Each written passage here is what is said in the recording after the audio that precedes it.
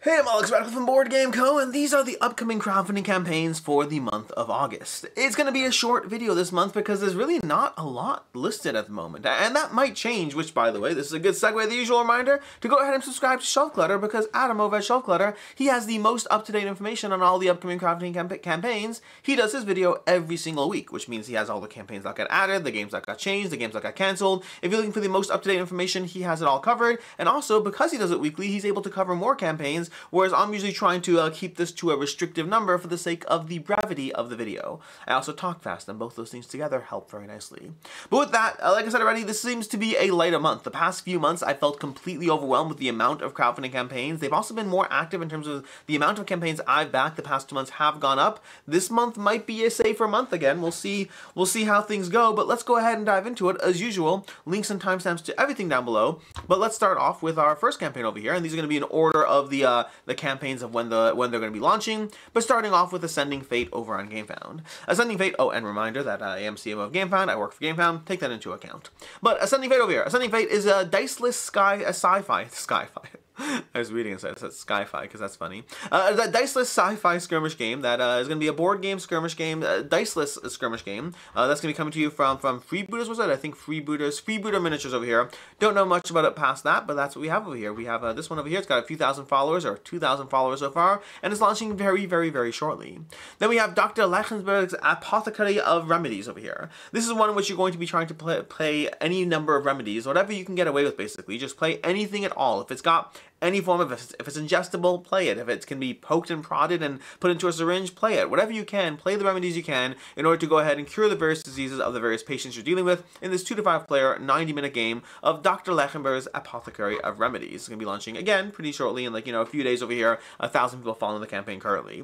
We have Dungeon Twister 20th Anniversary Edition. This is a remake of the original Dungeon Twister, which they then had the 2nd edition, and they now have the 20th Anniversary Edition, so it's been around for a bit. But we have 4,000 people currently following the campaign. It does not seem like there's going to be any changes from the original game, well, at least the base game doesn't seem. Expansions, I don't know, but the original base game is maintaining the same game. They are going to have an upgrade kit for people who want to just, keep the original game but have the new stuff, whatever that means exactly. I don't know a lot about the upgrade kit. I'm sure we'll be covering it on our to-back or not to-back every single Monday. But past that, this is bringing you the 20th Anniversary Edition of Dungeon Twister, a game which you're going to be trying to rotate these tiles as you make your way through this dungeon over here. So a dash of Labyrinth, a dash of Dungeon Crawler, a little bit of a puzzle. It's going to be a competitive strategy game for a bunch of players trying to make their way through dungeons. There's something else I was going to say about this campaign. Oh, that's right. There's a video. They dropped the trailer. It's not on the main page over here, but if you go to the most recent update, they have the current video for the update on that if you want to check it out. It's a pretty solid video. It's like a minute and a half, 2 minutes long, and it shows a little goblin running through the dungeon, and it kind of gives a good idea of the kind of situation the game is. Obviously not really strategic. It's more of a cinematic gameplay.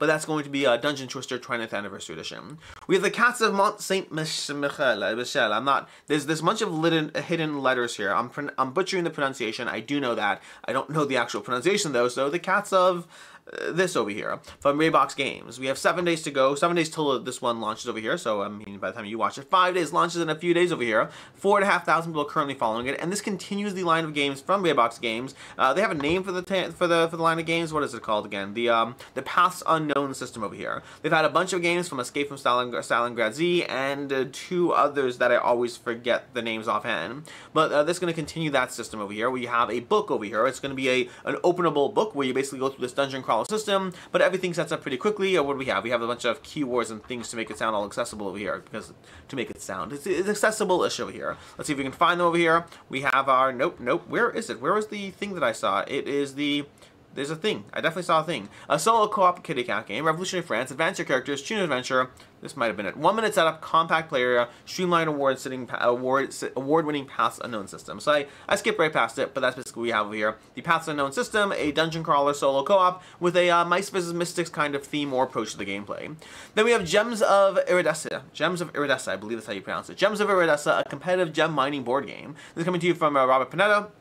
And it's going to be a worker placement path kind of game. I don't even know if it's exactly worker placement. You're kind of going up a path. You're going all the way to the top of the little mountain over here. Mountain situation, path, whatever it is. But you are trying to collect gems along the way and use those gems to power up your ability to get more gems, but also to go ahead and trade them in for various contracts. Do that more efficiently than other players, and you'll hopefully win the game in this easy to learn, fun to master worker placement. Again, I don't know if it's exactly worker placement. It's got worker placement, worker movement, I'd call it. Worker movement.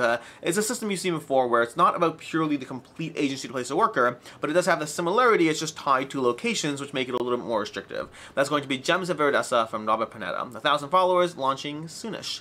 We have Get Ready for One Deck Dungeon over here, Relics of the Forge, the 4th game in the One Deck Dungeon series. And it's also going to come with the Giant Vault over here for the solo or 2-player game of a dungeon crawler in a box. A card-driven dungeon crawler from Asmodee Games. 3,000 people currently following, launching in 2 weeks. We have Bloodstones, Dwarves, and Djinns over in Game Founds coming to you from Wallace Designs. This is an expansion to Bloodstones, which was received very well over here. Bloodstones was a area-controlled, tile-driven game with multi-use tiles, lots of factions, lots of abilities, and generally well received. This is coming back with a bunch of new things. We have launching in 2.5 weeks or so, 4,000 people following the campaign, and it's going to come to you with a few things. First of all, we're going to have 2 new factions, the Dwarves and Djinn over here, but you're also going to have, what do we have over here? 2 new factions, more maps, at least 2, a new solo mode, and then a bunch of upgrades as well, including an upgrade kit for returning backers at as affordable a price point as they can make happen. So that's what we're going to have over here. More content for Bloodstones, which is tile-driven and multi-use tiles, asymmetric factions, and just a whole lot of strategic goodness on your table.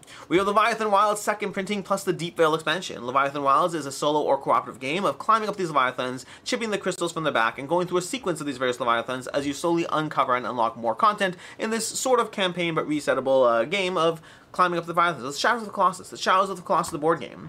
We currently have, 7,000 people following the campaign currently. I'm pretty sure this is launching this month. I don't have a firm date on this one, but I'm pretty sure it's going to be launching in August. We have a bunch towards the end. The last 5 or so campaigns, honestly, I'm not even sure, but we'll talk about them. But either way, Leviathan Wilds over here, that's launching soonish, hopefully, probably, as far as the Shadows of the Colossus, the board game. That's basically what we have over here.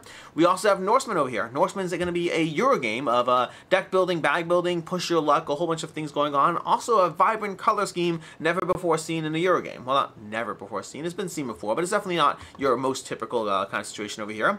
We have 21 days to go, so 3 weeks basically till this one launches. 3,000 people currently following. We have Norsemen, Sail the World, Settle Down, Let Your Tribe Prosper in this Euro-style game of push your luck. Oh, look at this art over here.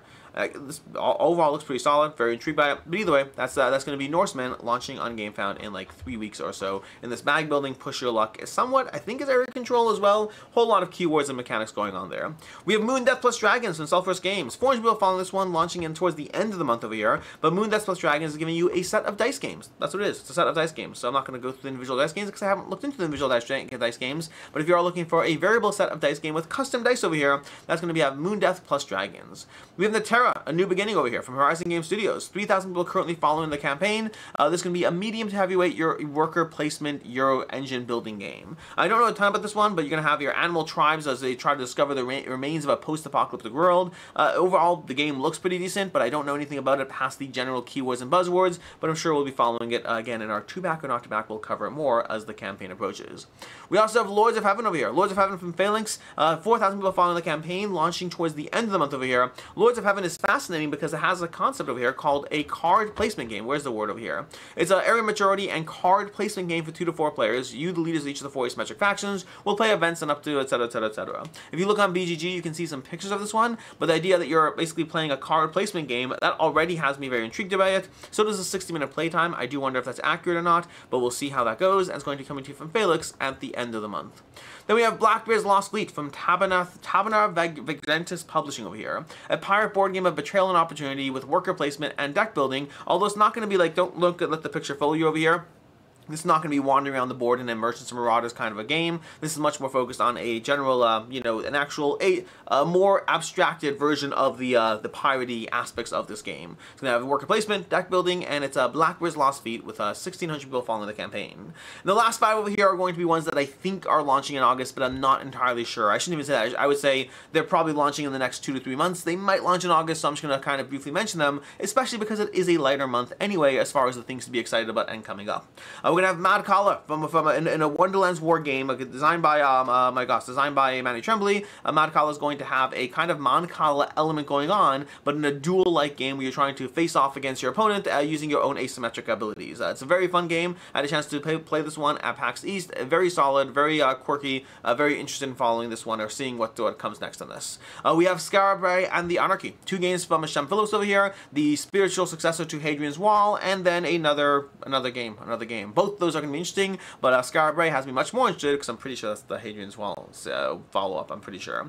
We have Lands of Galzyr, Dreams and Mysteries from Solo Designs. This is an expansion and reprint to Lands of Galzyr. I think it's launching soon over here, so if you wanted more content for your Lands of Galzyr game, this will have you covered, well, soon. We have Clans of Caledonia Industria, an expansion to Clans of Caledonia. I feel like 8,000 people following this campaign. I feel like this campaign has been like in the works and launching soon for the past year. I don't know if am I off the mark? Wasn't this supposed to launch at the end of last year? Am I missing something? But either way, this one from Juma Al Juju. It's an expansion and reprint to Clans of Caledonia, launching at some point. Was it a worker placement game? It's definitely a Euro game. I don't know if it's a worker placement game. I have Clans of Caledonia. I never actually played Clans of Caledonia, but I definitely should when I have a chance. And then we have Above and Below Haunted from Red Raven Games. This is going to be the spiritual successor to Above and Below, giving you, well, Above and Below, but with more tweaks and adjustments and bringing it up to date, and obviously new stories and new story elements and all those things going on in the game.